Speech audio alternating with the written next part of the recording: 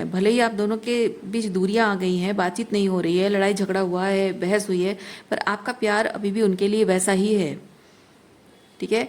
और उस पर कोई बुरी बात नहीं है। ठीक है, उसमें कोई गलत बात नहीं, बुरी बात नहीं है, वो आपकी कोई कमज़ोरी नहीं है। जब इंसान सच्चे दिल से प्यार करता है ना, तो रिश्ता चाहे टूट भी जाए, रिश्तों में दूरियां भी आ जाए, लेकिन वो प्यार ख़त्म नहीं होता है। लेकिन जो लोग प्यार नहीं करते हैं, उनका प्यार उनका जो एक्ट ऑफ लव होता है ना, वो बहुत ही फेक होता है, बहुत ही शालो होता है, शो ऑफ होता है। और वो समय के साथ साथ फेड हो जाता है। जैसे उनकी ज़रूरत पूरी हो रही है तो ठीक है, नहीं पूरी हो रही है तो वो ऑटोमेटिक फेड हो जाता है। हेलो एवरीवन, मेरे चैनल में आप सबका स्वागत है। मेरा नाम है मृणालिनी। चलिए देखते हैं आज की इस रीडिंग के माध्यम से यूनिवर्स से आपको क्या मैसेज मिल रहा है। ये रीडिंग जनरल रीडिंग है, तो आपको जितना रेजोनेट करता है उतना ही लीजिए। रीडिंग का जो भी पार्ट आपको रेजोनेट नहीं करता है उसे जाने दीजिए, हो सकता है वो किसी और के लिए हो। और रीडिंग जेंडर स्पेसिफिक नहीं है, टाइमलेस रीडिंग्स हैं, तो आपको जब भी रेजोनेट करता है आप एनर्जी को क्लेम कर सकते हैं और रेजोनेंस के हिसाब से रीडिंग का जेंडर स्विच भी कर सकते हैं।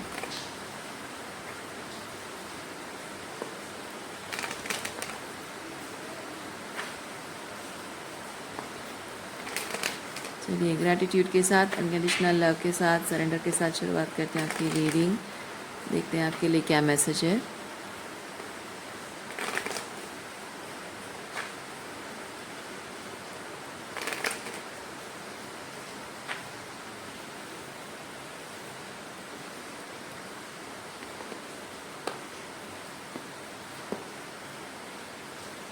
Mind, okay, over thinking, over analysing things.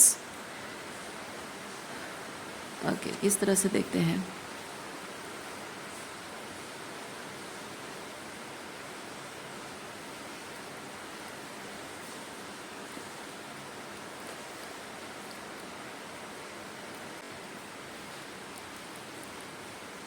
परेशान है किसी चीज़ को लेकर कि आपकी ज़िंदगी में जिन लोगों के साथ आपका उठना बैठना है, उन लोगों की बातों में एक चीज़, बिहेवियर में एक चीज़। ठीक है, तो उनके बातों में कुछ वो जताना चाह रहे हैं, पर इंटेंशन आपको वैसा लग नहीं रहा है। ठीक है, सो ये लोगों के साथ जो कनेक्शन आपका है, ये बहुत ही पेनफुल तरीके से ट्रांसफॉर्मेटिव है। मतलब कि आपकी स्पिरिचुअल जर्नी जो है, it's being guided to let go of this all this relationships. लोगों के साथ कनेक्शन को पूरी तरह से ख़त्म करना, एंड करना बहुत ज़रूरी हो गया है, क्योंकि ये आपकी मेंटल हेल्थ पर, आपकी भावनाओं पर, इमोशनली भी आपको बहुत प्रभावित कर रहा है। बेसिकली मेंटली, ये जिस तरह के गेम खेलना, ठीक है, और ये मेंटल हेल्थ, तो आपकी मेंटल हेल्थ पर बहुत बुरा प्रभाव पड़ रहा है लोगों की जो बातें और बिहेवियर का। सो आप जानने समझने की कोशिश कर रहे हो मेंटली क्लियर होने के लिए, और शायद उनसे पूछ रहे हो या फिर किसी और तरीके से लॉजिक लगाकर समझने की कोशिश कर रहे हो, या उनकी कभी आपको लगता है कि शायद उनका बिहेवियर बहुत रैशनल है, मैं ही शायद बहुत ज़्यादा डिल्यूजनल हूँ। कभी आपको आपकी फीलिंग्स ज़्यादा बहुत जेन्युइन लगती है और उनकी बातें बहुत खोखली फेक लगती है। तो ये बहुत ही अलग अलग टाइप की जो स्विच होता रहता है, उसकी वजह से आप कंफ्यूजन में आ जाते हो कि क्या सच है और क्या गलत है, झूठ है, छलावा है। ये कार्ड के साथ मैं छलावा फील कर रही हूँ। सो आज दूध का दूध और पानी का पानी हो जाएगा। ओके, देखिए, आपने मैनिफेस्ट किया है ना, आपने एक क्लैरिटी मैनिफेस्ट किया है, और इस रीडिंग के माध्यम से ही आपको कुछ ऐसी बातें आपके सामने आने वाली हैं जो कि आपको अपने आप को प्रोटेक्ट करने के लिए रास्ता खुल जाएगा। अपनी मेंटल हेल्थ को प्रोटेक्ट करने का रास्ता निकल जाएगा। आप अपनी मेंटल हेल्थ के लिए जो पहले आप कोशिश करते रहे हैं कि आप उनसे बात करके प्रॉब्लम का सलूशन निकालेंगे, अब उन पर निर्भर नहीं है। अब आप खुद ही एक निष्कर्ष पर पहुँच रहे हो। बेसिकली जो भी प्रॉब्लम चल रही है वहाँ क्लोजर आपको वहाँ से चाहिए था, उस तरफ से आउटसाइड से वैलिडेशन चाहिए था, अब नहीं। अब मैं खुद ही खुद को वैलिडेट कर दूँगी। अब मैं खुद ही खुद के फीलिंग्स की रखवाली करना, खुद की मेंटल हेल्थ की रखवाली करना मेरी जिम्मेदारी है, तो अब मैं वही चीज़ करूँगी। अब इससे जिसको जो बोलना चाहिए था, जिसको जो बताना चाहिए था, क्लियर करना चाहिए था, जिसको जितना ऑनेस्ट होना चाहिए था, तब नहीं हुए। अब जो मुझे सही लगेगा, जिस तरह से लगेगा, मैं वही चीज़ करूँगी। और इसके लिए अगर रिलेशनशिप्स टूट भी जाते हैं, आई डोंट केयर। उस तरह की एनर्जी है आपकी।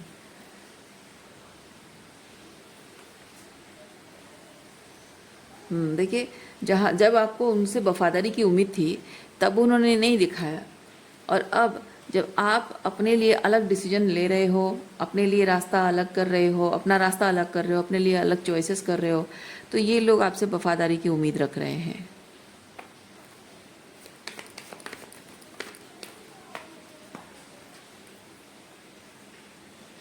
देखिए, वफादारी की उम्मीद आपसे रखी जा रही है, जबकि उन लोगों ने हमेशा होल्ड बैक किया है। हमें कभी भी आपको आपके प्रति वफादारी उन्होंने नहीं दिखाई है।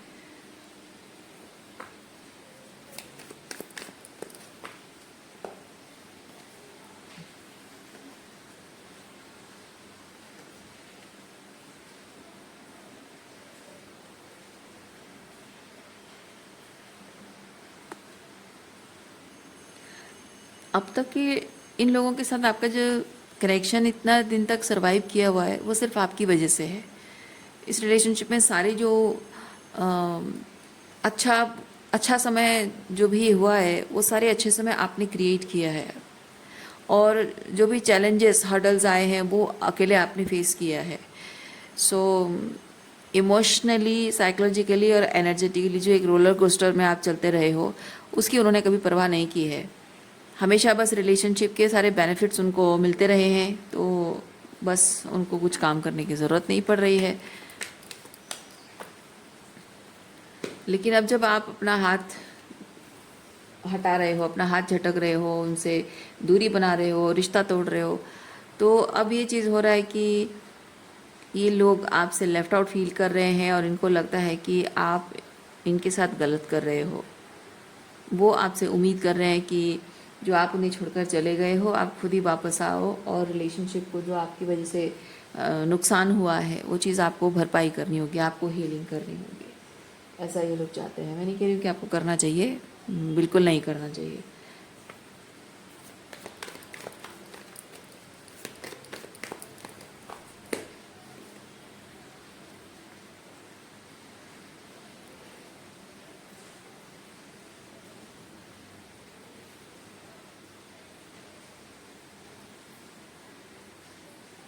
ओके, ऐसा होता होगा आपके। अच्छा, ये कार्ड मैं यहाँ रख देती हूँ ताकि आपको दिखाई दे। ओके, हाँ, ऐसा होता होगा कि आपके कनेक्शन में जैसे कि दो लोगों के बीच लड़ाई झगड़ा होता है, ठीक है, आपके और उनके बीच लड़ाई झगड़ा हो गई, किसी बात को लेकर बहस हो गई, और जब बहस हो जाती है तो फिर दोनों, आपको भी गुस्सा आ गया, उनको भी गुस्सा आ गया, तो आप भी कुछ टाइम बात नहीं कर रहे हो, वो भी कुछ टाइम बात नहीं कर रहे, फिर उसके बाद गुस्सा ठंडा हो जाता है, सब काम डाउन हो जाता है। काम डाउन होने के बाद ये होता है, दो चीज़ें होती हैं। एक उनकी तरफ से एक तरीके की चीज़ होता है, और आपकी तरफ से एक डिफरेंट चीज़ होता है, ठीक है। तो जब गुस्सा ठंडा हो जाता है तो वो आपसे बात करने आते हैं, आप उनसे बात करने आते हो, लेकिन डिफरेंस ये होता है कि जब वो आपसे बात करने आते हैं तो उस मैटर में जिस जिस बात को लेकर प्रॉब्लम हुई थी, उस बात पे किसी रिजोल्यूशन पे पहुंचने के लिए बात करने नहीं आते हैं, बल्कि इस तरह से बिहेव करते हैं जैसे कुछ हुआ ही नहीं। लेकिन आपकी तरफ से डिफरेंट चीज़ होता है, आप बातों के रिजोल्यूशन में पहुँचना चाहते हो गुस्सा ठंडा होने के बाद, क्योंकि गुस्से में इंसान कुछ भी बोल देता है, किसी के स्वाभिमान को भी ठेस पहुँचा देता है ईगो में आकर। तो इसलिए गुस्सा ठंडा होने के बाद आप उनसे बात करने के लिए आते हो, एक रेजोल्यूशन पे पहुंचने के लिए आते हो, और वो जो भी इश्यूज हुए हैं वो आगे जाकर प्रॉब्लम क्रिएट ना करे और ज़्यादा एग्रावेट ना हो जाए, उसकी वजह से आप अभी से एक श्योरिटी चाहते हो, राइट। तो उसके लिए आप कम्युनिकेट करना चाहते हो, तो ये अवॉइड कर रहे हैं और आप कम्युनिकेट करना चाह रहे हो, ठीक है। तो रिजोल्यूशन पे पहुंचना, इनकी उम्मीद ये है कि आप सब कुछ पीस क्रिएट कर लोगे और आपकी उम्मीद है कि वो आपसे बात करेंगे, और जितना आप खुद पर काम कर रहे हो वो भी, मतलब ऐसा नहीं कि आप सिर्फ उनसे कुछ उम्मीद रख रहे हो, आप खुद भी, क्योंकि वो जो एक साइलेंस का टाइम होता है ना लड़ाई झगड़ा के बाद, जो काम डाउन होने से पहले, तो उस टाइम पे क्या होता है, इनर इंटीग्रेशन होता है, ये है ना। तो ये इनर इंटीग्रेशन दोनों की तरफ से होना ज़रूरी है। तो समझना ज़रूरी कि क्या मैंने गलत किया, मेरे क्या पैटर्न्स हैं और सामने वाले के क्या पैटर्न्स हैं, वो समझ में आ जाता है। तो खुद के पैटर्न जब समझ में आ गया तो उसको सुधार लिया। सामने वाले से उम्मीद रखी जाती है कि वो भी दो चीज़ें हैं, एक तो मैं उसकी पर्सपेक्टिव समझूँ, उसने जो भी कहा किया क्यों ऐसा कहा किया, और अगर कहा तो भी उसे कहाँ खुद पर काम करने की ज़रूरत है, क्योंकि आपने खुद पर काम कर लिया। तो दोनों बैठकर उस चीज़ पर जब बात करते हैं तो डिस्कशन होता है, आर्ग्यूमेंट नहीं होता है, तो उसमें एक रिजोल्यूशन पर पहुंचा जाता है कि हाँ किससे क्या गलती हुई थी और किसने क्या सही कहा था। तो एक मिडिल ग्राउंड पे पहुंचना होता है, ताकि आगे से जिसने जो भी गलती की वो गलती नहीं दोहराएंगे, राइट। लेकिन उस चीज़ पर बातचीत ये लोग नहीं करना चाहते हैं। तो ये आपके और उनके लड़ाई झगड़ा के बाद उनका बिहेवियर और आपके बिहेवियर में डिफरेंस है। अच्छा, इसमें कॉमन चीज़ क्या है? कॉमन चीज़ ये, इसको एक्सप्लेन कर रही हूँ दोनों कार्ड्स को मैं, ठीक है। कॉमन चीज़ ये होता है कि लड़ाई झगड़े के बाद वो भी आपसे बात करने आते हैं और आप भी उनसे बात करने आते हो, पर्पस चाहे कुछ भी हो। लेकिन एक चीज़ है कि इंटेंशन ये है कि लड़ाई झगड़ा को अब होल्ड करके नहीं रखना है, अब प्यार से रहना है, दोनों का इंटेंशन वही है। तो अब मैं आपको बताती हूँ, ये जो लोग हैं ना, ये लोग ये आपको जता रहे हैं जो भी हुआ उस चीज़ को भूल कर आगे बढ़ने की कोशिश कर रहा हूँ, तो तुम क्यों नहीं कर रही हो। डिफरेंस ये है कि वो चाहते हैं कि वो जो भी हुआ उस गलत चीज़ के रिजोल्यूशन पे उसके लिए एक रिजोल्यूशन ना करके, वो सिर्फ चाहते ये हैं कि जो भी लड़ाई झगड़ा जिस बात को लेकर हुई है, किसी रिजोल्यूशन पे पहुंचने की बात ना करके उसको सिर्फ इग्नोर कर दिया जाए, चुपचाप उसे इग्नोर कर दिया जाए, आंखें बंद कर लिया जाए, और वो अपने आप ही फेड हो जाएगा, अपने आप ही ख़त्म हो जाएगा। और इम्पॉर्टेंट चीज़ ये नहीं है कि किस चीज़ पर बात हुई थी, क्या हुआ था, झगड़ा हुआ था। इम्पॉर्टेंट चीज़ उनके लिए ये है कि मैं वापस आ गया हूँ, यानी कि मैं चाहता हूँ, यानी कि वो अपने तरीके से आपको पुश कर रहे हैं कि आप वापस, जैसे वो भी आते हैं आप भी वापस आओ। वो जैसे पुरानी बातों को भूलकर आगे आपके साथ आगे बढ़ना चाहते हैं, आप भी वैसे आगे बढ़ो। वो जैसे इग्नोर कर लेते हैं, आप भी इग्नोर कर लो। वो ये चीज़ आपको पुश करने की कोशिश कर रहे हैं, और वो जो एक रिजोल्यूशन पे पहुंचने की बात है उसको वो टालने की कोशिश कर रहे हैं। ओके,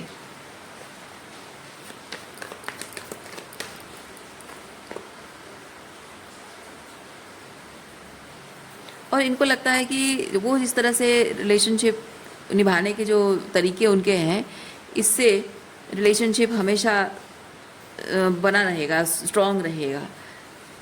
लेकिन इसमें होता क्या है पता है, आप जब लड़ाई झगड़ा हुआ है तो आपको भी किसी चीज़ से बुरा लगा है, उनको भी किसी चीज़ से बुरा लगा है। अब उस बात को अगर इग्नोर कर दिया जाए तो ठीक है, वो उस टॉपिक पे बात नहीं करनी है, कभी नहीं बात करेंगे। लेकिन मन के किसी कोने में बात रह गई कि इसने मुझे ये शब्द कहा था या मुझे इस तरह से बिहेव किया था, वो तो रह जाएगा मन के किसी कोने में। और फिर कभी भविष्य में किसी और बात को लेकर अगर सिमिलर टाइप की चीज़ें होती हैं, तो वो जो मन के किसी कोने में बात छुपी हुई है, जो शायद एक मिसअंडरस्टैंडिंग है या शायद कुछ और चीज़ है जिसके किसी निष्कर्ष पर आप पहुँचे नहीं, बातचीत हुई नहीं, उस चीज़ को लेकर क्लैरिटी नहीं हुई है, यानी कि उन्होंने जो भी कहा और किया उसके क्या कॉन्सिक्वेंसेस आपको भुगतने पड़े, उनको आपने नहीं बताया, क्योंकि आप बताना चाहते हो पर वो सुनना नहीं चाहते हैं। तो ये चीज़ होता है कि जो कॉन्सिक्वेंसेस आपने भुगते हैं, वो चीज़ जब वो जानते नहीं हैं तो वो अपना वही बिहेवियर फिर रिपीट करेंगे। There are possibilities, right. तो वो बिहेवियर वो फिर रिपीट करेंगे, तो आपका रिएक्शन भी एग्जैक्टली वही होगा जो पहले था। तो दूसरा चीज़ ये है कि अगर आप दोनों के बीच में किसी बात को लेकर मिसअंडरस्टैंडिंग हो गई है, आप उन्हें गलत समझ रहे हो, वो आपको गलत समझ रहे हैं, तो इसमें ये होगा कि मन में एक दूसरे के लिए थोड़ी सी कड़वाहट रह जाएगी। तो मैं कहना ये चाह रही हूँ कि जब आप कोई लड़ाई झगड़ा आर्ग्यूमेंट होता है और आप एक रिजोल्यूशन पर नहीं पहुँचते हो, उस चीज़ को रिजॉल्व नहीं करते हो, तो बाद में वो बात एक कड़वाहट मन में बन जाती है, और बाद में ना किसी भी बात से रिलेटेड अगर वही सेम चीज़ रिलेटेड हो जाती है तो थोड़ा सा पैसिव एग्रेसिव तरीके से वो बाहर निकलता है। इधर बहुत ही एग्रेसिव तरीके से होता है, टॉन्टिंग टीजिंग होता है, और पैसिव एग्रेसिव तरीके से अगर मजाक में भी अगर करके बोला जाए, है ना, तो चाहे वो एग्रेसिव हो या पैसिव एग्रेसिव तरीके से, लेकिन बाहर निकलता ही है। तो उसमें उसमें ये चीज़ होता है कि जिस बात को आपने किसी भी इंसान ने अगर ये सोचा कि हाँ हाँ चलो ठीक है गलती हो गई, अब इस चीज़ के ऊपर हम बात नहीं करेंगे, लेकिन फिर उसी चीज़ पर जब फिर से रिपीट होता है ना, तो दिल को और ज़्यादा ठेस पहुंचती है ना, और ज़्यादा बुरा लगता है कि इस चीज़ के ऊपर मैंने सोचा था, हम सोच लेते हैं, हम मान लेते हैं, अज्यूम कर लेते हैं, है ना, मैंने सोचा था कि इस चीज़ के ऊपर और बात नहीं होगी, पर सेम टॉपिक ला रहा है। गलती उसकी नहीं है ना। जिस इंसान ने बात को अवॉइड करने की कोशिश की उसकी गलती है। तो आप कोई भी इंसान अज्यूम कैसे कर लेगा, है ना, कोई भी इंसान अज्यूम कैसे कर लेगा कि आगे से ये चीज़ नहीं होगी। हो भी सकता है, मैं नहीं कह रही हूँ कि सिर्फ उनकी गलती है और आपकी गलती नहीं है। कभी कभी आपकी भी गलती है, उनकी भी गलती नहीं हो सकती है, हो सकता है दोनों की गलती है, या हो सकता है किसी की गलती ना हो, मिसअंडरस्टैंडिंग हो। तो मेन चीज़ यह है कि अज्यूम करके नहीं चल सकते हैं हम कि आगे से ये चीज़ रिपीट नहीं होगा, आगे से उसी तरह की बिहेवियर नहीं होगा, आगे से किसी ऐसी हर्टफुल बातें नहीं आएंगी सामने। अज्यूम करके नहीं चला जा सकता है। We need to be sure कि पुराने गड़े मुर्दे कभी उखड़ कर बाहर ना आए, उसके लिए उसको सही तरीके से दफनाना होता है, ठीक है। और वहीं के वहीं जब गुस्सा ठंडा होने के बाद जब बातचीत को अवॉइड किया जाता है ना, उसको दफनाना नहीं बोलते हैं, उसको वैसे ही छोड़ देना, है ना, तो वो सब जगह गंद फैलाता है।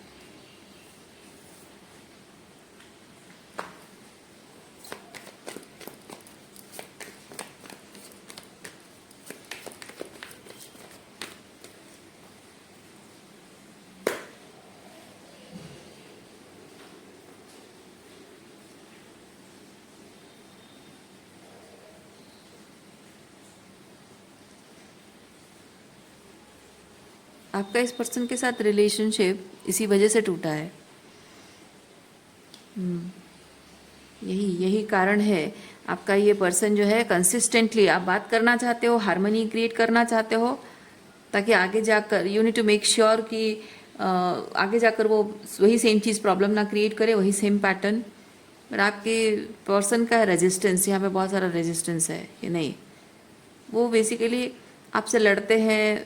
मतलब ये फाइट कैसा फाइट है पता है, ये ऐसा है कि वो ये जता रहे हैं कि मैं प्यार करता हूँ, मैं साथ हूँ, क्या उतना काफ़ी नहीं है। लड़ाई झगड़े के बाद भी मैं शांत हूँ, क्या उतना काफ़ी नहीं है। जब आर्गुमेंट हो रहा है तो उस वक्त तुम चिल्ला रही हो, बोल रही हो, बहुत कुछ बातें सुना रही हो, पर मैं चुप हूँ, क्या उतना काफ़ी नहीं है। या फिर लड़ाई झगड़ा के बाद, आर्गुमेंट के बाद मैं अगर खुशी खुशी हंसते मुस्कुराते वापस आया हूँ, तो क्या उतना काफ़ी नहीं है। तो जब सब कुछ सही तरीके से दिख रहा है, सब कुछ सही तरीके से चल पा रहा है, तो प्रॉब्लम क्या है।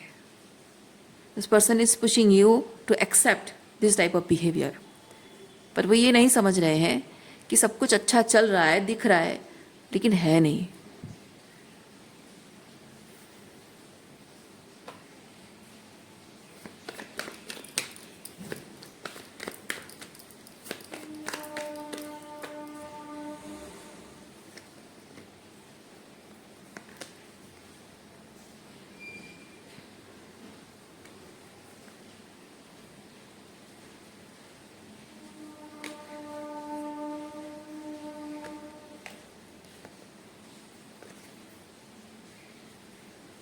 और इस पर्सन का एक तरीका है ये, जब भी इनके हिसाब से चीज़ें नहीं होती है ना, तो वो आपको पनिश करते होंगे, ये to control your behaviour, to control your behaviour. ये आपकी जो वो लाइट एनर्जी है, आपकी लाइट एनर्जी वापस आए, यानी कि आप लड़ाई झगड़ा भूल कर उनके साथ पीस क्रिएट कर लो और उनके साथ गुड एनर्जी एक्सचेंज हो।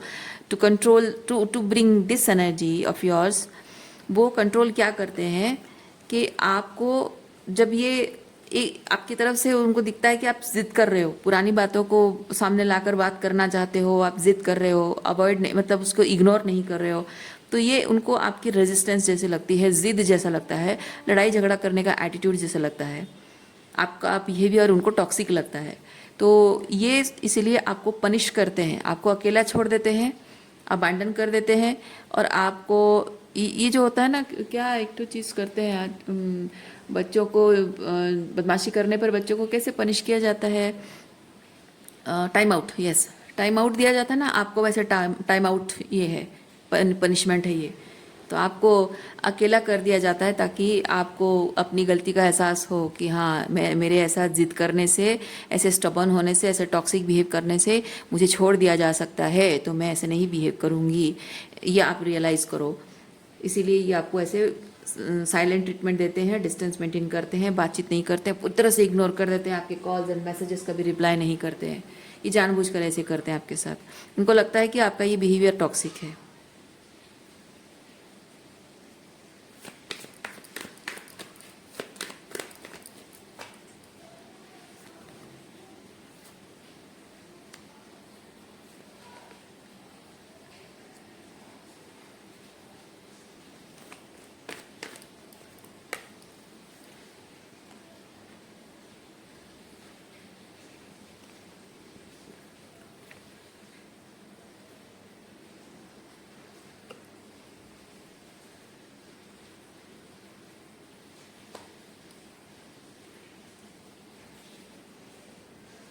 ट्रांसफॉर्मेशन, डेथ, ये डेथ कार्ड है।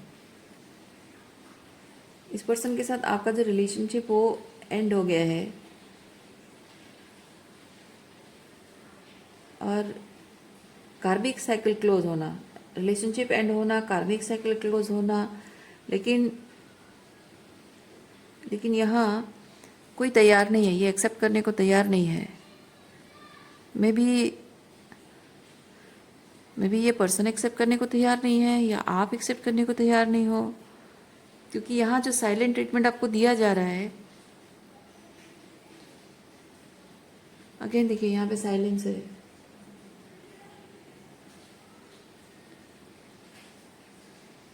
ओके, मैं ये चीज़ फील कर रही हूँ, ये जो ये पर्सन के पास, अगर आप थोड़ा सा क्लैरिफाई करती हूँ मैं,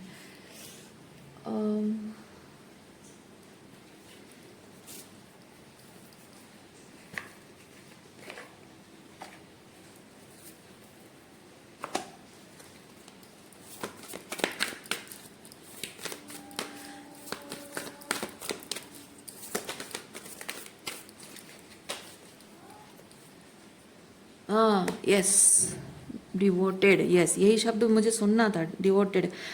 आप इस पर्सन के प्रति बहुत ही डिवोटेड हैं, ठीक है, बहुत ही कमिटेड एंड डिवोटेड है। भले ही आप दोनों के बीच दूरियां आ गई हैं, बातचीत नहीं हो रही है, लड़ाई झगड़ा हुआ है, बहस हुई है, पर आपका प्यार अभी भी उनके लिए वैसा ही है, ठीक है। और उस पर कोई बुरी बात नहीं है, ठीक है, उसमें कोई गलत बात नहीं, बुरी बात नहीं है, वो आपकी कोई कमज़ोरी नहीं है।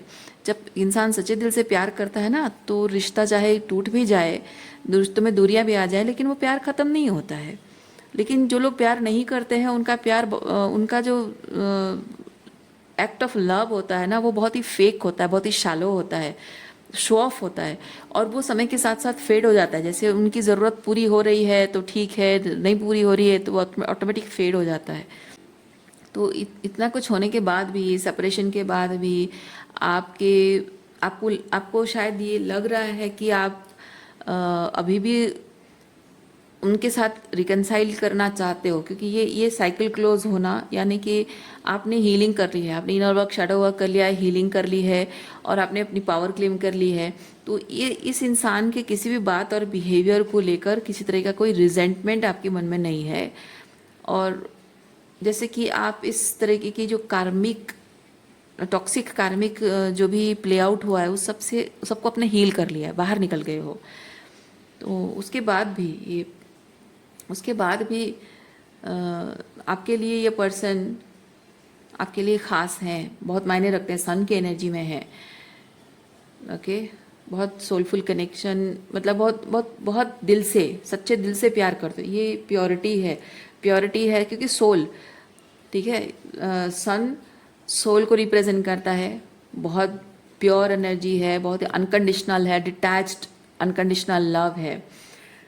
सो एंड ये जो प्यार आपका है ये साइलेंस में है। देयर इज़ नो एक्सप्रेशन, ये साइलेंट लव हो गया है अभी।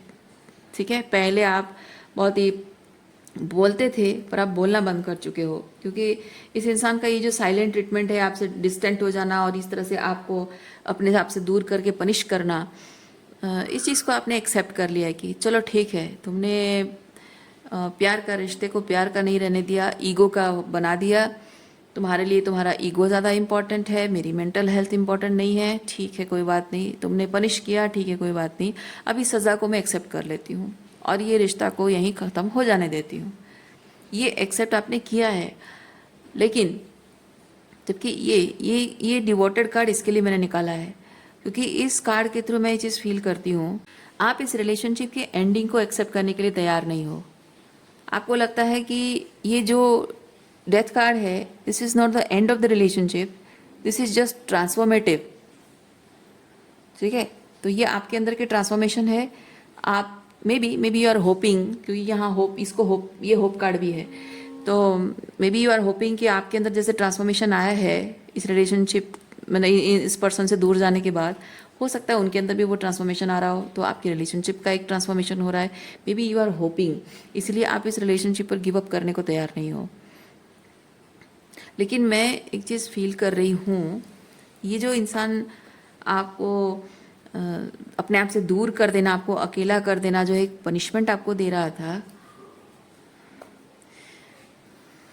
मैं फील करती हूँ कोई भी इंसान जब किसी से सच्चे दिल से प्यार करता है ना, तो अगर आपको बुरा लग रहा है, आप सोचो, आप जब किसी इंसान से सच्चे दिल से प्यार करते हो, आपको बुरा लग रहा है, तो आप उनसे बात करने जाते हो। पहला एक्ट ये डिस्टेंस नहीं होता है, राइट? आपने पहले डिस्टेंस मेंटेन किया और उसके बाद बातचीत के बारे में सोच रहे हो? नहीं, पहले आप जैसे ही गुस्सा ठंडा हो गया, आप पहले बात करने जाते हो। वो नहीं हो पाया, वो रेजिस्टेंस उनकी तरफ से रही और वो किसी रेजोल्यूशन पे पहुंचना नहीं चाहते हैं, वो अपने तौर तरीके बदलना नहीं चाहते हैं, and kind of this person pushed you to do something that you don't want to, और maybe you are not feeling right about it. तो उसकी वजह से जैसे कि इस पर्सन ने आपको मजबूर कर दिया कि आप रिलेशनशिप छोड़ दो, तो पहले कम्युनिकेशन की कोशिश थी, नहीं हो पाया तो आपने रिश्ता तोड़ा है। लेकिन इस इंसान ने कम्युनिकेशन की कोशिश करना तो दूर, आपने ऑफर भी किया लेकिन उसने एक्सेप्ट नहीं किया और आपसे डिस्टेंट हो गया। तो ये जो डिस्टेंस होता है ना, साइलेंट ट्रीटमेंट करना, इग्नोर करना, बातें एक कान में घुस के दूसरे कान से निकाल लेना, या फिर कॉल्स एंड मैसेजेस का रिप्लाई नहीं करना। आप कहीं मिलते भी हो और उनको बात करने की कोशिश करते हो, वो आपको देखकर अनजानों की तरह ट्रीट करते हैं, इग्नोर करके चले जाते हैं, अवॉइड करके चले जाते हैं। तो इस तरीके का जो बिहेवियर होता है, इवन आप उनसे कैजुअल तरीके से भी अगर किसी तरह से बातचीत शुरुआत करने की कोशिश करते हो, तो भी जब तक आप उनके बेनिफिट की बात कोई कर रहे हो तब तक ठीक है। जब तक आप अपने बारे में बात करने लग जाते हो या फिर आपकी वही फीलिंग्स के बारे में बात करने लग जाते हो, तो एकदम से उठ के चले जाना, इग्नोर कर देना, साइलेंट हो जाना, बातचीत डाइवर्ट कर देना। तो इस तरह के जो बिहेवियर होता है, दैट मीन्स कि एक पर्सन जो है आपको ऑलरेडी अपनी ज़िंदगी से रिप्लेस कर चुका है। ओके, ये सच है, ये एक सच है जो आपको मानने की ज़रूरत है कि एक इंसान ने आपको अपनी ज़िंदगी से रिप्लेस कर दिया है। क्योंकि जो डिस्टेंस आप दोनों के बीच में है, पहले वो फिज़िकल डिस्टेंस है और वो इमोशनल डिस्टेंस बनता है, एक साइकोलॉजिकल डिस्टेंस भी होता है क्योंकि कम्युनिकेशन गैप है। तो इसमें क्या हो रहा है कि जब आप दोनों एक दूसरे से बात नहीं कर रहे हो, तो आप दोनों ये नहीं जानते हो कि वो साइलेंट ट्रीटमेंट का क्या असर पड़ रहा है ना। आपके ऊपर क्या असर पड़ रहा है आप जान रहे हो, उनके ऊपर क्या असर पड़ रहा है वो जान रहे हैं, लेकिन साइलेंट ट्रीटमेंट में उनके ऊपर क्या असर पड़ रहा है आपको नहीं पता, और आपके ऊपर क्या असर पड़ रहा है उनको नहीं पता है। कहने का मतलब ये है कि जो एक साइलेंट ट्रीटमेंट है, जितना लंबा होता जाता है, दो लोगों के बीच दूरियां उतनी साइकोलॉजिकली इमोशनली, है ना, दूरियां बढ़ती जाती हैं। और जैसे जैसे दूरियां बढ़ती जाती हैं, धीरे धीरे ये एक्सेप्टेंस अंदर आने लगती है कि ये रिश्ता ख़त्म हो चुका है। तो कहने का मेरा मतलब ये है कि जब कोई इंसान आपसे सच्चे दिल से प्यार करता है तो धीरे धीरे ये डिस्टेंस बढ़ती जाएगी, और एक ना एक दिन धीरे धीरे मन में फीलिंग्स शायद ख़त्म हो जाएगी, शायद प्यार ख़त्म हो जाएगा। अगर प्यार है भी तो भी ये पर्सन शायद अब वापस आना नहीं चाहेगा, रिश्ता हमेशा के लिए मैं खो दूंगा, इस बात का डर सामने वाले के मन में नहीं है। अगर वो सच्चे दिल से प्यार है ना, तो वो होगा, वो डर होगा मन में, मैं उसे खोना नहीं चाहता हूँ, है ना। तो this is not any type of manipulation. आपके पर्सन जो कर रहे हैं वो मैनिपुलेट कर रहे हैं, लेकिन जो डिस्टेंस आप मेंटेन कर रहे हो वो आप सिंपली उन्हें ये जताना चाहते हो कि बातचीत करना ज़रूरी है, रिजोल्यूशन पे पहुंचना ज़रूरी है, ताकि वही सेम पैटर्न रिपीट ना हो। क्योंकि रिलेशनशिप में बार बार, जैसे कि किसी घाव पर बार बार फिर से चोट लगता रहे तो वो घाव नासूर बन जाता है, पॉइजनस हो जाता है। वैसे ही किसी एक पर्टिकुलर चीज़ को लेकर अगर बार बार वही बातें दोहराई जाती हैं, उसी पर्टिकुलर जगह पे चोट लगती है, तो रिश्तों में दूरियां आती हैं, दिलों में दूरियां आती हैं, और साथ रहने का कोई मतलब नहीं रहता है ना। तो ये रिश्ता जो सही मायने में प्यार करता है ना, वो जानता है ये चीज़, और इसी वजह से मैं रिश्ता खोना नहीं चाहता हूँ। इसलिए मेरे लिए कम्युनिकेट करना बहुत ज़रूरी है। आप ये मैसेज उनको दे रहे हो, पर वो साइलेंट रहकर आपको मैनिपुलेट करने की कोशिश कर रहे हैं, कंट्रोल करने की कोशिश कर रहे हैं, और आपको ये साइलेंस जो भी है, डिस्टेंस है, उसके बावजूद भी आपको डर है, कहीं ना कहीं आपके मन में डर है कि ये दूरियां बढ़ती, मतलब ये दूरियां बढ़ती रही जाएंगी, और एक ना एक दिन शायद अब कभी वापस नहीं आएंगे वो पर्सन। आपके मन में भी डर है, और वो भी साइलेंस में ये सोच रहे होंगे कि मैं इतना लंबा टाइम बातचीत नहीं कर रहा हूँ तो शायद रिश्ता हमेशा के लिए ख़त्म हो जाए, पर उनके मन में शायद डर नहीं है ना। क्योंकि यहाँ पे रिलेशनशिप ख़त्म हो जाने के डर होने के बावजूद भी अगर ये रिश्ता ख़त्म हो जाता है, तब भी आपको एटलीस्ट इस बात का सुकून रहेगा कि आपने बात करने की कोशिश की, आपने अपनी गलती सुधारी और उनको गलती सुधारने का मौका दिया। इसीलिए जब आप लेट गो करोगे, आप जब रिलेशनशिप एंड करोगे, तो आपको पछतावा नहीं रहेगा।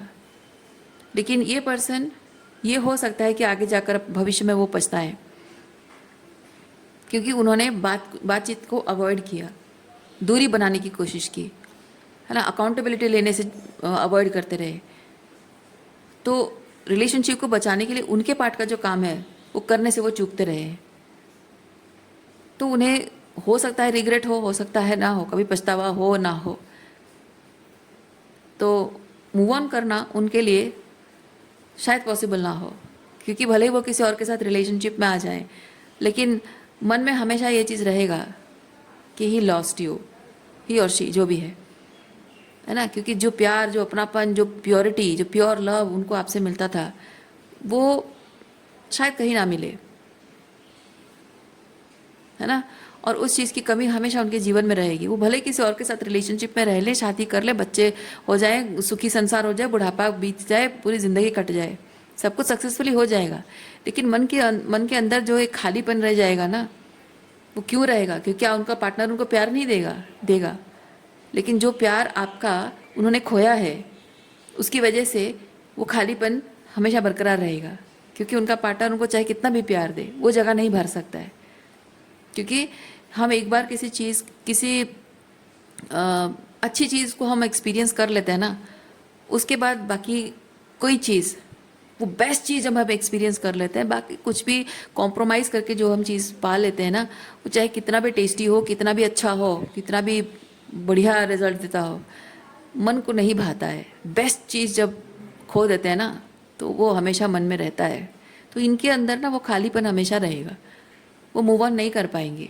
पर आप मूव ऑन कर पाओगे, क्योंकि आपके मन को एक संतुष्टि मिलेगी कि मैंने अपनी तरफ से इस रिलेशनशिप को बचाने के लिए कोई कमी नहीं रखी है। सो ग्रेसफुली मूव ऑन कर पाओगे।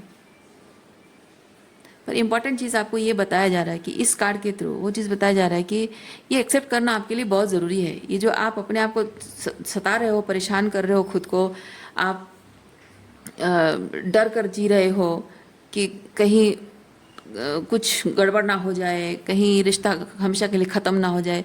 लेकिन देखिए, उनकी तरफ से क्या चल रहा है या उनकी ज़िंदगी में आगे क्या होगा नहीं होगा, वो तो मैंने सिनेरियो बताया, वो मैंने ये चीज़ बताया कि ऐसा हो सकता है। पर रियलिटी में क्या हो रहा है ये आपको नहीं पता है, और वो जानने की कोशिश करने का भी कोई फ़ायदा नहीं है। पर प्रैक्टिकली अगर चीज़ों को देखा जाए तो सच ये है, एविडेंट है कि वो आपको साइलेंट ट्रीटमेंट दे रहे हैं, जिससे कि जाहिर सी बात है कि ये रिश्ता टूट जाएगा तो उन्हें कोई फ़र्क नहीं पड़ेगा। शायद बहुत लंबा टाइम हो चुका है। ये कार्ड मुझे बताता है बहुत लंबे टाइम से ये चीज़ें चल रही हैं। तो इतना टाइम अगर आपके और उनके बीच दूरियां होने पर भी उन्हें फ़र्क नहीं पड़ता, यानी कि शायद वो मूव ऑन कर चुके हैं, शायद वो आपको रिप्लेस कर चुके हैं।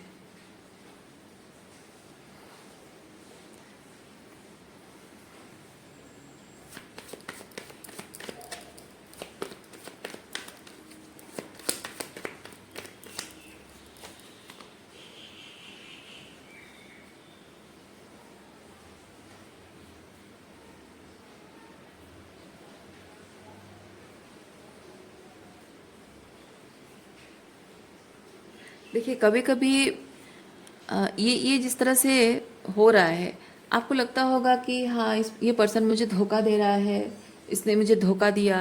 वो डिसेप्शन जो होता है ना, डिसेप्शन इज़ नॉट ओनली कि कोई इंसान किसी रिलेशनशिप में, जैसे कि दो लोगों के रिश्ता है और उसमें एक पर्सन अगर दूसरे किसी थर्ड पर्सन से अगर रिलेशनशिप रखता है, फिजिकल हो या इमोशनली किसी और से जुड़ता है, तो सिर्फ उसी को डिसेप्शन नहीं कहा जाता है। वो है डिसेप्शन, मैं मना नहीं कर रही हूँ, पर सिर्फ उसी को डिसेप्शन नहीं कहा जाता है। डिसेप्शन के बहुत रूप होते हैं। जैसे कभी कभी आपको आपके पार्टनर का डिसेप्शन दिखेगा कि वो किसी और को डेट कर रहे हैं, या कभी कभी आपको आपके पार्टनर का डिसेप्शन दिखेगा नहीं, वो शायद छुप छुप के आप किसी और के साथ रिलेशनशिप रख रहे हो। रिलेशनशिप में जब भी कुछ डिफ़िकल्ट और चैलेंजिंग आता है तो तकलीफ उसे भी हो रही है, आपको भी हो रही है, और आप इस रिलेशनशिप को ठीक करना चाहते हो, वो कोई कोशिश नहीं करना चाहते, वो भी डिसेप्शन है।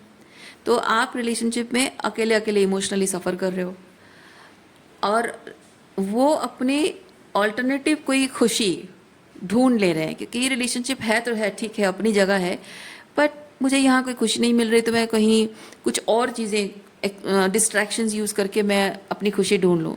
ज़रूरी नहीं है कि कोई दूसरा रिलेशनशिप भी आ जाए, कुछ और चीज़ें डिस्ट्रैक्शन इस्तेमाल कर लिया। तो जैसे कि जहाँ पति पत्नी के बीच इमोशनल डिस्टेंस है, तो वहाँ बातचीत करके उसे रिजॉल्व करने की कोशिश करने के बजाय वो इमोशनल डिस्टेंस, मतलब इमोशनली जो डिसअपॉइंटमेंट है उसको दूर करने के लिए शायद अपने दोस्तों के साथ शेयर करना, पेरेंट्स को इन्वॉल्व करना, अपने सिबलिंग्स को इन्वॉल्व करना। तो जो एक इमोशनल डिस्टेंस आप दोनों के बीच में है, उस पर काम नहीं हो रहा है। इंसान सिर्फ एक ऑल्टरनेटिव ढूंढ ले रहा है कि मुझे सुकून चाहिए ज़िंदगी में, मुझे खुशी चाहिए, तो मैं कहीं से भी पा लूँ। अपने माँ बाप से बात करके, भाई बहनों से, दोस्तों से बात करके, ड्रिंक करके, घूमना फिरना, अकेले जाके मैं खाना वाना खा के बाहर से घूम फिर के आ जाऊँ। तो इस तरह से डिस्ट्रैक्शन यूज़ करना, तो वो अपनी खुशी के बारे में सोच रहा है कि आप अकेले रह जा रहे हो, उस चीज़ को लेकर अकेले अकेले आप सफ़र कर रहे हो। जैसे उसको तकलीफ़ हो रही है, उसको भी खुशी चाहिए, वैसे आपको भी खुशी चाहिए, बट आप किसी तरह का कोई डिस्ट्रैक्शन यूज़ नहीं कर रहे हो, बल्कि आप उसका इंतज़ार कर रहे हो। आप अपने रिलेशनशिप के वो जो पेनफुल फेज़ में आप प्रेजेंट हो और इंतज़ार कर रहे हो कि वो कब आए और इस पेन को हम रिज़ॉल्व करें, इस पेन को ख़त्म करें, प्रॉब्लम को रिज़ॉल्व करें, यहाँ हीलिंग, ये है ना, यहाँ हीलिंग लाएं, ताकि ये जो मोड़ पे मुझे तुम छोड़ के चले गए हो, और मज़े ले रहे हो लाइफ को, तुम्हें लग रहा है कि इस मोड़ पे मुझे छोड़ दोगे और तुम सब कुछ भूल जाओगे, तुम तो भूलने की कोशिश कर रहे हो, लेकिन मैं आज भी वही मोड़ पे खड़ी हूँ, तुम्हारा इंतज़ार कर रही हूँ कि तुम आओगे और यहाँ से इस चीज़ को हील करके हम हाथ पकड़ के दोनों आगे निकलेंगे। इस उम्मीद में आप इंतज़ार करते हो, और वो इंसान जब चला जाता है, दैट इज़ ऑल्सो चीटिंग। जब एक इंसान डिसाइड कर चुका है कि उसको बाहरी तौर पे जो भी खुशी मिलती है उसी में वो संतुष्ट हो लेगा, खुश हो लेगा, लेकिन आपको रिलेशनशिप में बांध के रखता है, रिलेशनशिप नहीं छोड़ता है, क्योंकि रिलेशनशिप से उसे किसी न किसी तरीके से कोई वैलिडेशन मिल रही है। रिलेशनशिप तोड़ने के लिए शायद उसको उसकी हिम्मत नहीं है, ये कुछ और रीज़न है। तो उसमें ये चीज़ होता है कि वो बाहर से अपनी खुशी ढूंढ रहा है, तो कमिटेड आपके साथ है, किसी और के साथ खुश है, तो वो भी हाफ हार्टेड है, और आप यहाँ उसका इंतज़ार कर रहे हो, और आप किसी और के साथ रिलेशनशिप में नहीं आ रहे, क्योंकि आपको पता है कि आप अगर एक अनरिजॉल्व इश्यूज़ को लेकर बैठे हुए हो और एक इंसान के साथ अभी भी जुड़े हुए हो, तो किसी और के साथ इन्वॉल्व होने का कोई मतलब नहीं बनता है, राइट। तो ऐसे में आपका जो पर्सन है, अगर वो ये डिसाइड करें कि हाँ चलो ठीक है, ये रिलेशनशिप एंड करते हैं, मुझे इसके किसी रिजोल्यूशन पे नहीं पहुंचना है, तो भी एक चीज़ है कि जब आप दोनों रिलेशनशिप को एंड करते हो, म्यूचुअली अग्री करके एंड करते हो, तो वो भी जिस जगह खुशी ढूंढ रहे हैं, अगर उनको किसी से प्यार हो गया, कोई पसंद आ रहा है, तो उसके साथ हाफ हार्टेड रहने के बजाय वो भी फुल 100% उस पर्सन के साथ खुश रहेंगे, और आप भी अपने लाइफ में मूव ऑन कर लोगे। हो सकता है कि आप अपनी खुशी कहीं और ढूंढ लो, हो सकता है आपको कोई अच्छा पार्टनर मिल जाए, बेहतर पार्टनर मिल जाए, या आप मतलब आपके सोल के साथ अलाइन, या फिर हो सकता है कि आपको शायद समझ में आ जाए कि रिलेशनशिप मेरी प्रायोरिटी नहीं थी कभी भी, शायद आप अपना कोई पैशन ढूंढ लो, शायद ज़िंदगी को जीने के लिए एक अलग ही संगीत मिल जाए आपको, है ना। तो आपको क्योंकि रिलेशनशिप में होने के बाद भी वो एक रिलेशनशिप है, कमिटेड रिलेशनशिप है, और वहीं पे आप अपनी ज़िंदगी को जीने के लिए अपना ही अलग सुर कहीं ढूंढ लोगे, नॉट इन एनी पर्सन, अपने अकेले में ही। फिर भी वो जो जुड़ा हुआ है ना, वो जो कनेक्शन जुड़ा हुआ है, वो रिश्ता जुड़ा हुआ है, शादी का बंधन जुड़ा हुआ है, तो उसमें क्या होता है कि ये एक कड़ी है, ये एक कड़ी है, एक चेन है जो एक दूसरे को बांधे रख रही है, और हम चाहे कितने भी पंख पसार कर उड़ने की कोशिश करें, वो एक कड़ी जो है इंसान को खींच कर रखती है, वो उसको खुलकर जीने नहीं देती है। तो जो इंसान बाहर जाकर अपनी दूसरी खुशी ढूंढ रहा है, उसे अगर रहना ही अब पूरी तरह से तो रहे, तो ये कड़ी क्यों जोड़ के रखना, आज़ाद कर देना किसी इंसान को, तो आपको उसे आज़ाद कर देना चाहिए, पर वो आज़ाद भी नहीं कर रहा है आपको, ये भी एक तरह से चीटिंग है, क्योंकि वो तो अपनी खुशी ढूंढ ले रहा है और उसमें हाफ हार्टेड वो खुश होने की कोशिश कर रहा है, और एनी हाउ वो रह लेता है, पर ज़रूरी तो नहीं कि आप भी वैसे ज़िंदगी जियो, और ये स्वार्थी है ना, सेल्फिश है ये, कि आपको खुलकर जीने नहीं दिया जा रहा है, और खुद भी आपके प्रति कमिटेड ना होकर किसी मतलब रिलेशनशिप के बारे में ना सोचकर अपने बारे में सोच रहा है, वो भी चीटिंग है। तो चीटिंग सिर्फ ज़रूरी नहीं है कि कोई इंसान किसी और के साथ रिलेशनशिप में ही आए, तो बहुत टाइप की चीटिंग होती है। तो इनका भी वैसा ही है, रिलेशनशिप में है बट उसको वहीं ऐसे ही रहने देना और दूरी बना लेना, दिस इज ऑल्सो चीटिंग। ये पर्सन एग्जैक्टली वही चीज़ कर रहे हैं।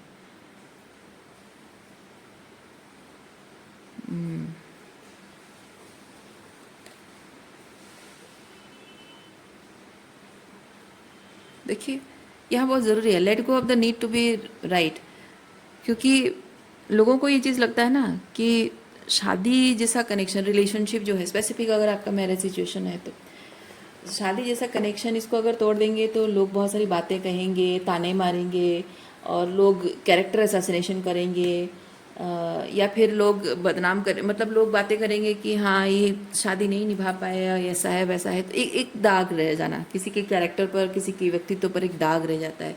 तो लोगों को जनरली क्या होता है, डर लगता है कि मैं शादी तोड़ नहीं सकती हूँ।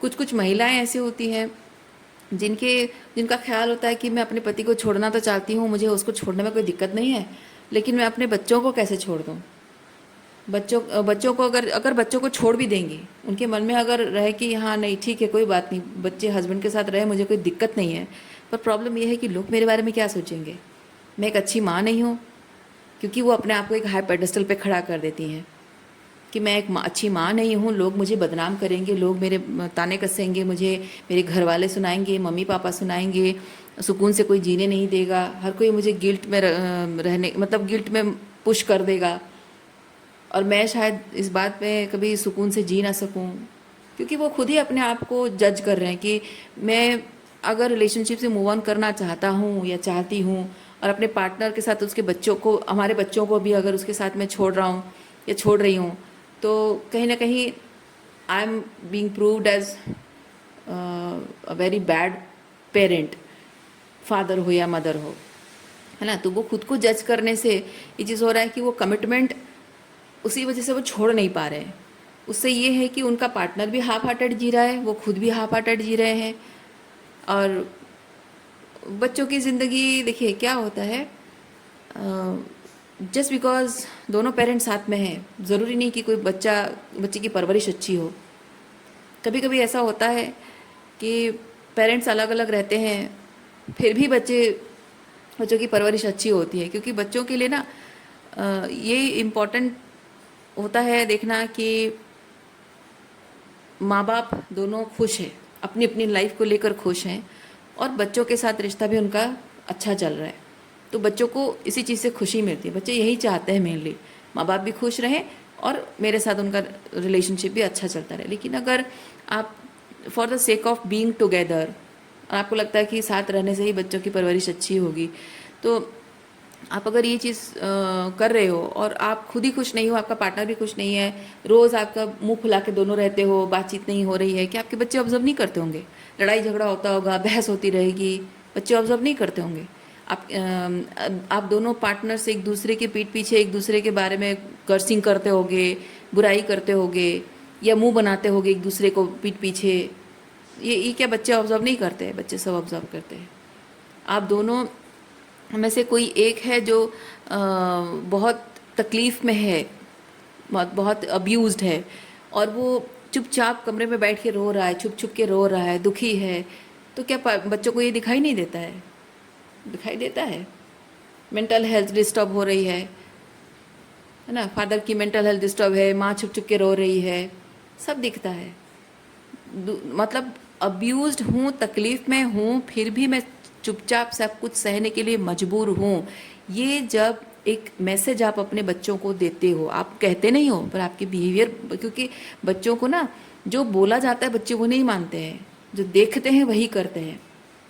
इसीलिए जब आप बच्चे को बिना कुछ कहे ये सब आपकी एक्टिविटी जब होती रहती है, because you are not in control, है ना, ये सब चीज़ें हो रही है, आपके कंट्रोल में नहीं हो रहा है, आपके कंट्रोल के बाहर हो रहा है।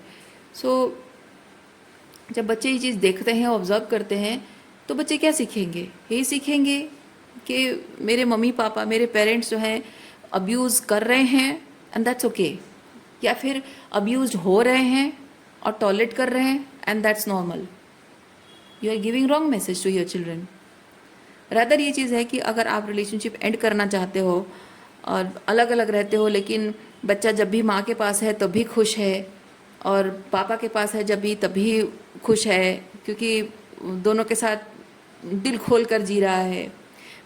फादर मदर की बुराई नहीं करते हैं, मदर फादर की बुराई नहीं करती है, दोनों इस चीज़ को एक्सेप्ट करते हैं कि हाँ जो है जैसा भी है, बस ज़रूरी नहीं है कि दो लोगों की शादी हो इसका मतलब दोनों एक दूसरे के साथ खुश हों, वाइब्रेशनल मैच नहीं हो रहा है या फिर माइंड सेट नहीं मैच हो रहा है, तो there is no judgment about things, कि हाँ ज़रूरी नहीं कि माइंड सेट मैच नहीं हो रहा मतलब कोई एक ही इंसान गलत है और दूसरा इंसान सही है, ज़रूरी नहीं है, हो सकता है दोनों अपनी अपनी जगह पे सही हों, तो एक्सेप्ट कर लेना चाहिए कि सबकी अपनी अपनी ज़िंदगी जीने का अपना अपना रवैया होता है। तो ये इस तरीके का मैसेज जब आप अपने बच्चों को देते हो ना, तो बच्चे इंसानियत सीखते हैं, उनके अंदर एम्पथी बढ़ती है, उनके अंदर फॉरगिवनेस, एक्सेप्टेंस बढ़ता है, उनका दिल बड़ा होता है, बड़प्पन आता है उनके अंदर, वो महसूस करते हैं आपके अंदर के बड़प्पन देखकर, वो महसूस करते हैं कि यस, इस तरह से वो इंस्पायर होते हैं, तब उनकी पर्सनालिटी बहुत अच्छे तरीके से डेवलप होती है। तो ज़रूरी नहीं है, ज़रूरी नहीं कि हमेशा आप साथ हो और बच्चों की खातिर आप साथ रहकर अच्छा कुछ कर रहे हो, मजबूर होकर कर रहे हो, लेकिन बच्चों की खातिर कर रहे हो तो अच्छा ही होगा, नहीं, ज़रूरी नहीं है। बच्चे देखकर सीखेंगे। ठीक है।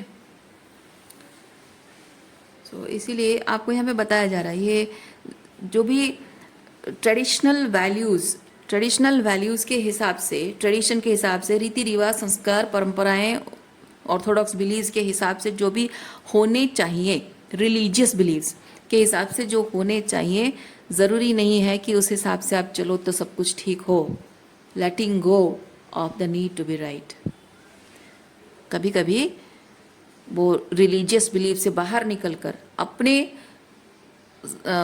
स्पिरिचुअल फ्रीडम के लिए, अपने अधिकारों के लिए स्टैंड लेना, ठीक है, सच का साथ देना, अपने सच का साथ देना, और सामने वाले की डिसीजन को, सामने वाले की चॉइसेस को रेस्पेक्ट करना। एक मतलब एक ऐसा माइंडसेट रखना, डिटैच होकर, डिटैच होना, मतलब कि कैसा माइंड रखना कि वो अपनी जगह सही है, मैं अपनी जगह सही हूँ, तो कोई गलत कोई सही नहीं है, कोई छोटा कोई बड़ा नहीं है, सबकी अपनी अपनी चॉइस है।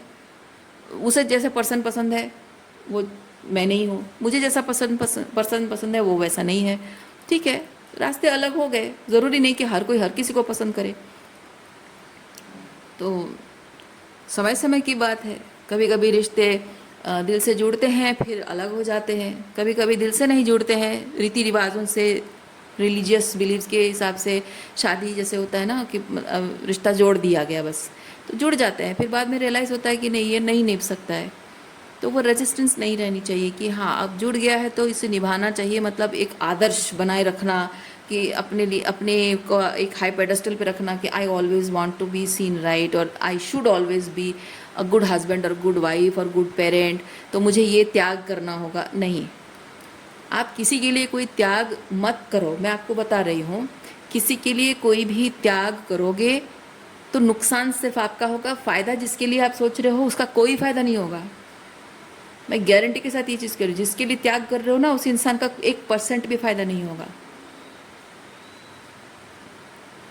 ठीक है, क्योंकि ये जो कुछ भी हो रहा है, जो कुछ भी हो रहा है, उस सब के पीछे सबकी भलाई छुपी हुई है, इसीलिए हो रहा है। अगर किसी एक का नुकसान होगा तो यूनिवर्स आपको ये करने नहीं देगा। ठीक है, ईश्वर आपको ये करने नहीं देगा। जो कुछ भी हो रहा है वो सब की भलाई उसमें छुपी हुई है। और अगर आपको कहीं भी लग रहा है ये आपकी लिमिटेड माइंडसेट है,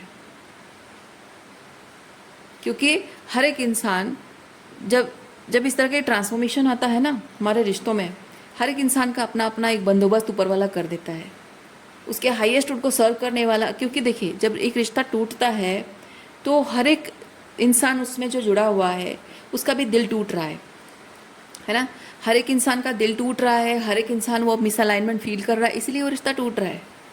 यानी कि हर एक इंसान को समझ में आ चुका है कि उसका परफेक्ट अलाइनमेंट कुछ और है।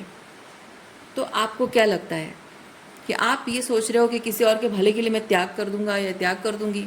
नहीं, उनका परफेक्ट अलाइनमेंट क्या है ऑलरेडी उनको महसूस हो चुका है, और अगर नहीं हुआ है तो यूनिवर्स अपने तरीके से उनको महसूस करा देगा।